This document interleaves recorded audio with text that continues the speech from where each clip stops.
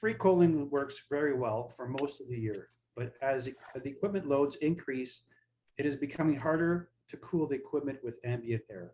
At what point do you think some sites will need to transition to a combo unit? So that's a good question, and it's a real issue. The problem is global warming and the temperatures we're now seeing in the summer. You can take a statistical representation.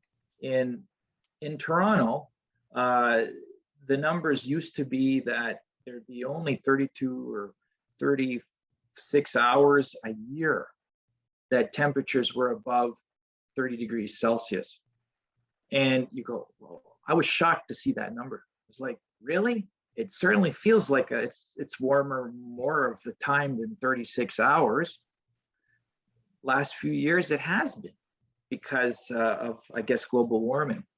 But, you know, you have those peaks at a certain time of the day, in the afternoon, and then at night, things go back down to 22, for instance, even on the good summer nights. The place to look for that answer would be places like Australia, where they have 40-degree days. So to your point, you probably cannot operate free cooling at that level.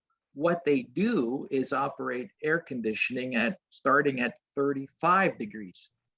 We also used equipment for cabinets that had a very small heat exchanger, like 50 watts per Kelvin, coupled with an 8,000 BTU air conditioner.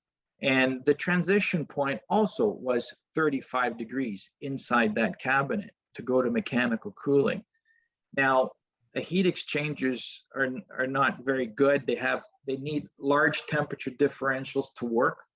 So in the wintertime, that 50 watts per Kelvin heat exchanger could keep up. But in the summer, the interior of that cabinet was at 35 degrees, which is, you know, you don't have humans inside that cabinet, you have equipment, and that's perfectly fine for that equipment. So the other thing that you have to kind of think about is the location of equipment in relationship to each other. If you have a source of a large amount of heat, you probably want that closer to the exhaust side, so that that heat is expelled without contributing to the temperature of other equipment. Whereas things like your battery, you want it seeing the air coming in sooner than anything blowing by other equipment. So there's some thought required as to the layout of the room. It's not just willy-nilly like we used to do with air conditioning. In fact, we operate, and I've designed sites with chimneys in them where we're forced to have the actual radios inside the room. They operate at 50 degrees C because they're meant to be outside on a tower. Why air condition them? So they operate at 50 degrees C, and we expel that air directly outside, while the rest of the room is a different climate at, you know, whatever the free cooling system is supporting. So yeah, it's a little bit more complicated, but you can do it.